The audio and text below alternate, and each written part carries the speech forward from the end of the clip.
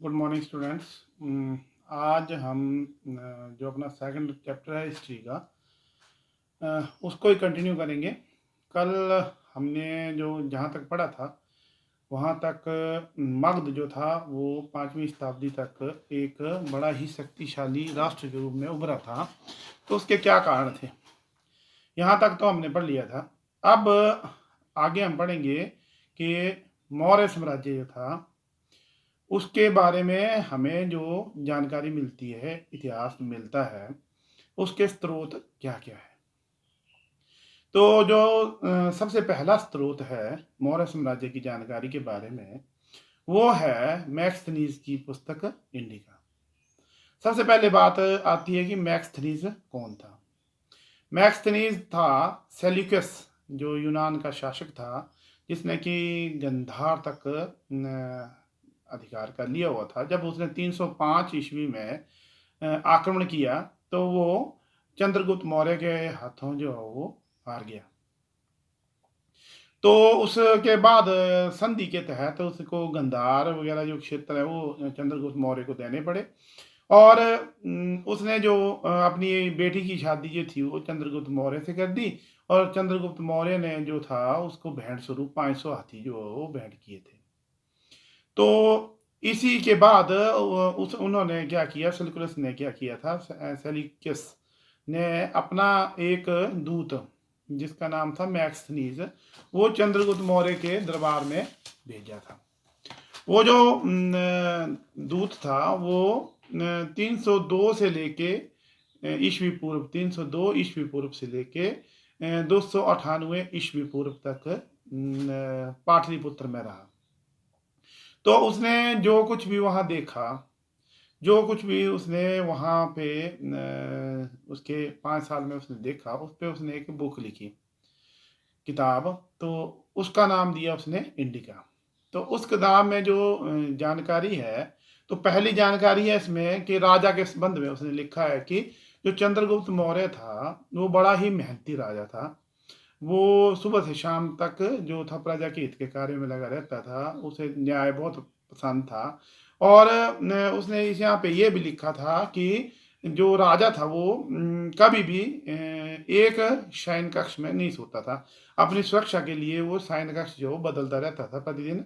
और उसकी जो सुरक्षा थी उसमें जो अंगरक्षक थे उसके वो बहुत सारी महिलाएं भी थी। उसने लिखा है कि 4 अवसरों पर राजा जो बाहर जाया करता था।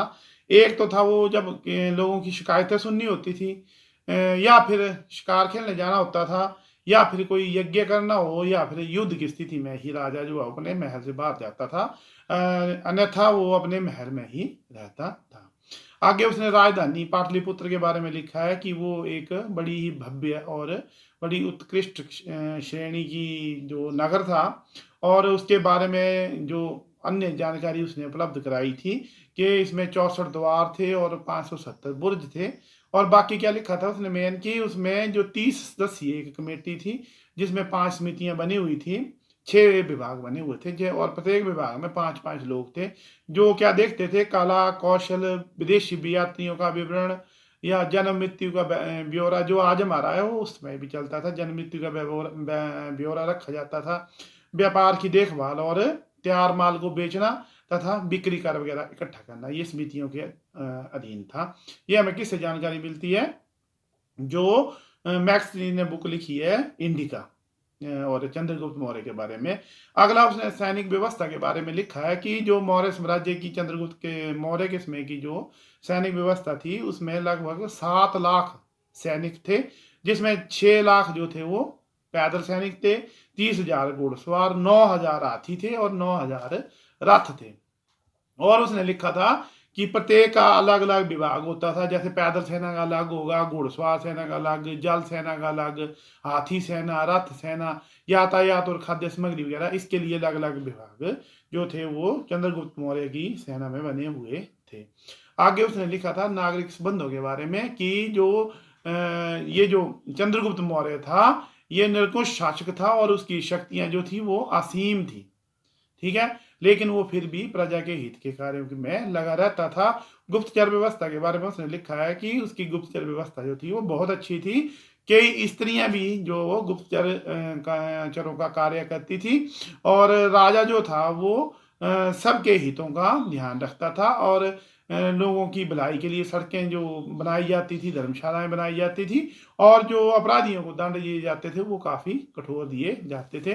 और समाज के बारे में लिखा है उसने कि उस समय जो समाज था, भारतीय समाज था, वो 7 भागों में बंटा हुआ था, जिसमें पहले वर्ग में आ जाते थे ब्राह्मण और श्रमण। उसके बाद जो दूसरा वर्ग आता था उसमें कृषक आते थे। तीसरे वर्ग में जो राज्य के साधारण कर्मचारी आते थे। चौथे वर्ग में पशुपालक आते थे। और जो पांचवा वर्ग था उसमें शिल्पकार, छठे में शिल्पकार और व्यापारी पांचवें वर्ग में, छठे में जो साधारण कर्मचारी, और सातवें वर्ग में राज्य के जो उच्च कर्मचारी आते थे। उसने जातिगत व्यवस्था के बारे में कोई जानकारी नहीं दी है। कि उसने बोला है कि जो चंद्रगुप्त मौर्य का साम्राज्य था वो काफी समृद्ध था, और उसमें चोरी चोरी डकैती इत्यादि जो वो बड़ी काम होती थी। लोग बड़ा पवित्र और ईमानदार का जीवन जीते थे, और इवन क्या हमारा अपना घर छोड़ के, खुला छोड़ के भी चले बाहर चले जाते थे। और उसमें जो एक बड़ी महत्वपूर्ण बात यहाँ ऐड करने वाली है कि उस समय सती प्रथा और जो पर्दा प्रथा की कोई प्रथा भारतीयों में नहीं थी चंद्रगुप्त मौर्य के समय में, ठीक है। और अधिकारियों में उसने बोला है कि जो अधिकारी होते थे वो काम का निरीक्षण करते थे और बड़ी ईमानदारी से जो सारा कार्य जो वो करते थे। तो मैं कहने का मतलब है इस पुस्तक से हमें बहुत सारी जानकारी जो हो मौर्य साम्राज्य के बारे में मिल जाती है। जो अगला दस्तावेज जिससे कि मौर्य साम्राज्य के बारे में जानकारी मिलती है वो है जो विष्णुगुप्त थे हमारे चाणक्य, उनके द्वारा लिखा गया अर्थशास्त्र। तो जैसे अर्थशास्त्र, अर्थ मतलब ज्यादातर हम अर्थ शास्त्र से हम इकोनॉमिक्स ही समझते हैं, लेकिन वो ऐसा कुछ नहीं था। इसमें हर तरीके की जो जानकारी उपलब्ध थी इसको 15 भागों में विभाजित किया गया था। और राजकाज, राजनीति, शासन व्यवस्था, इसे और कूटनीति के नियम, युद्ध विधियां, ये सारी जानकारी जो वो जो इसका कौटिल्य का या चंद्र विष्णुगुप्त का जो अर्थशास्त्र है उसमें मिल जाती है हमें। और ये सारी जानकारी हमें मौर्य साम्राज्य के बारे में जानकारी देती है। उसने राजा के संबंध में लिखा है कि राजा जो है वो पढ़ा लिखा होना चाहिए, और वो एक योद्धा होना चाहिए, ठीक है। वो प्रजा की अपनी की देखभाल करने के काबिल होना चाहिए, और उसको सारे वेद और ग्रंथों का ज्ञान होना चाहिए, और उसको क्या करना चाहिए, अपने राजकाज चलाने के लिए मंत्रियों को नियुक्त करना चाहिए, लेकिन उनके हाथ की कभी भी कठपुतली उसको नहीं बनना चाहिए। उसे आलसी नहीं होना चाहिए, नहीं तो राज्य जो वो नष्ट हो जाएगा, ठीक है। और उसको जो अंगरक्षक रखने चाहिए वो उसके बिल्कुल जो विश्वास पात्र है वही होना चाहिए, ठीक है। और राजा को एक आदर्श स्थापित करना चाहिए कि उसे जो अपना जो प्रजा का कल्याण है उसे अपना ध्येय समझना चाहिए, और जो शिकायतें होती है प्रजा की उसको सुनने के लिए हमेशा तैयार रहना चाहिए, और कोई भी काम जो हो डिले नहीं करना चाहिए, और शांति व्यवस्था के लिए उसको हमेशा तत्पर रहना चाहिए। और आगे मंत्रियों के बारे में लिखा है कि उसको राजा को जो मंत्री नियुक्त करने चाहिए वो भी कैसे समझदार और दूरदर्शी होने चाहिए, उनको भी धर्मशास्त्र वेदों का पूरा ज्ञान होना चाहिए, और वो निष्ठावान होने चाहिए पक्के, और चापलूस नहीं बनना चाहिए मंत्रियों को। और राजा को भी जैसा मैंने पहले बताया कि मंत्रियों के हाथ की कठपुतली नहीं बनना चाहिए। गुप्तचरों के बारे में लिखा है कि जो राज्य है उसको गुप्तचर जो है अपनी व्यवस्था वही उसके आंख कान होते हैं, तो उस पर ज़्यादा ध्यान देना चाहिए। और इसमें उसको जो स्त्रियां हैं जो अच्छे घराने के राजकुमार वगैरह हैं या जो कुलीन लोग हैं उनको भी गुप्तचरों के लिए यूज करना चाहिए।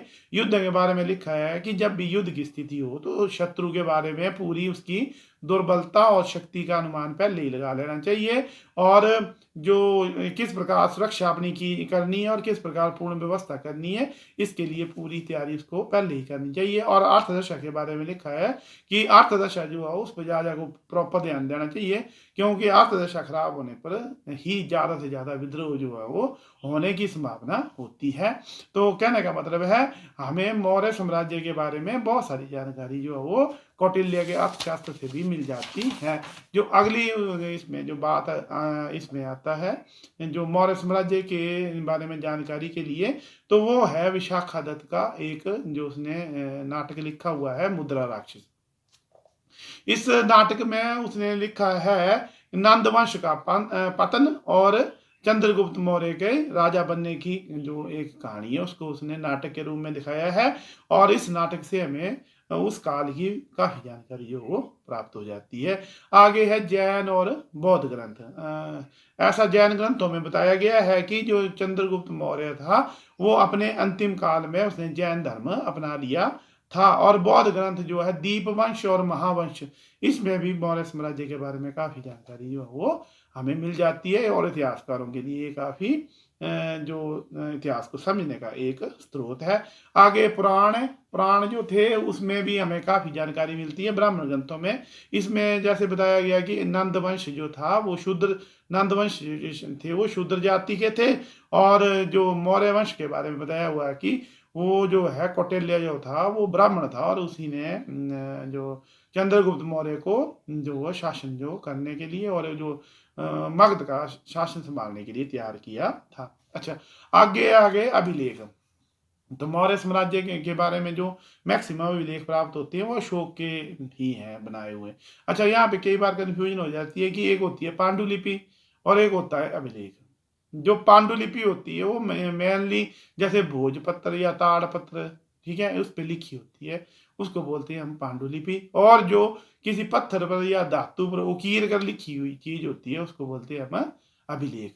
तो अशोक के समय जो उसने धर्म का प्रचार किया, उसने अपनी विजय विजय का इत्यादि के बारे में लिखवाया और बहुत सारे उसने जो शिलालेख थे वो सड़कों के किनारे लगवाए, तो उनसे भी हमें मौर्य साम्राज्य के बारे में काफ़ी ज़्यादा जानकारी मिल जाती है और इससे हमें इतिहास बनाने में भी काफ़ी सुविधा हो जाती है। तो अब बात आती है कि भवन और स्मारक। इस काल के जो भवन हैं वो स्मारक हैं उनसे भी हमें मौर्य साम्राज्य के बारे में जानकारी मिलती है। तो अभी बात कर रहे थे हम चंद्रगुप्त मौर्य की। तो चंद्रगुप्त मौर्य जो है उसके बारे में जो बड़ी सारी कथाएं प्रचलित है, उसमें ये माना जाता है कि वो जो चंद्रगुप्त मौर्य था उसके जो फादर थे, उसके जो पिता थे वो मयूर पालने का काम करते थे। इसमें एक कहानी है कि जो विष्णुगुप्त जो चाणक्य थे वो जो नंदवंश का शासक था धनानंद, उसके दरबार में गए थे। वो कट्टे पड़ते थे या कुछ भी, वो उसके दरबार में गए तो वहां पे क्या हुआ कि उनको बड़ा ज्यादा अपमानित किया धनानंद ने। उसकी मतलब चाणक्य की चोटी काट दी, ठीक है। तो और काफी बेइज्जत करके उसको वहां से निकाल दिया। वो एक बड़े मतलब कॉमन जैसे ब्राह्मण थे, बड़े कोई इतना ज्यादा उनका पहनावा भी इतना ज्यादा नहीं, मतलब सिंपल जैसे ब्राह्मण थे। तो वो जब वहां से अपमानित होके वापिस आ रहे थे तो उनको बड़ा ज्यादा मतलब गुस्सा था। तो रास्ते में उन्होंने क्या देखा कि कुछ बच्चे जो हैं वो एक नाटक कर रहे हैं। और नाटक में क्या हो रहा है कि एक बच्चा जो राजा बना हुआ है, बाकी जो है वो उसके मंत्री बने हुए हैं या कोई अन्य कर्मचारी वगैरह बने हुए हैं। तो ऐसा हुआ कि जो विष्णुगुप्त जो चंद्रगुप्त जो थे आपके चाणक्य थे वो वहां बैठ गए और बच्चों का जो खेल देखने लगे। तो उन्होंने वहीं पे उस बच्चे की जो क्षमता थी उसको भांप लिया। तो उन्होंने जब वो उसके बच्चे थे उसके माँ बाप के बारे में पता किया और माँ बाप के पास जाके उन्होंने बोला कि ये बच्चा जो आप हमें मेरे पास दे दो तो मैं इसको दीक्षा दे के एक अच्छा राजा बनाऊंगा। तो वो राजा उसको ले गए वहां से और फिर बाद में उसको उन्होंने एक चंद्रगुप्त मौर्य के रूप में तैयार किया। और वहां से उन्होंने क्या किया कि जो धनानंद को था उसको परास्त करके मौर्य साम्राज्य की स्थापना में जो स्थापित करके चंद्रगुप्त मौर्य को मगध का सम्राट जो वो बना दिया। ठीक है। तो ये जो आज का हमारा लेक्चर है लगभग यहीं तक, क्योंकि वीडियो अगर 15 मिनट से ज़्यादा हो जाए तो अपलोड करने में प्रॉब्लम होती है और सुनने में प्रॉब्लम होती है। तो इसको जो आपको कल मैंने 6 पेज आपके नोट्स के भेजे थे वो आपने उतार लेने हैं, और साथ में जो अगर आप इसको पढ़ेंगे और साथ साथ करेंगे तभी कोई फ़ायदा है इस चीज़ का। तो जब तक लॉकडाउन नहीं खुलता है तब तक ये हमारा जो लेक्चर सिस्टम है ऐसे ही चलता रहेगा। तो साथ साथ जो लिखने का काम है वो भी करते रहें, और इसको सुन के और इसको लर्न करने का जो काम है उसको भी करते रहें। Till then, thank you.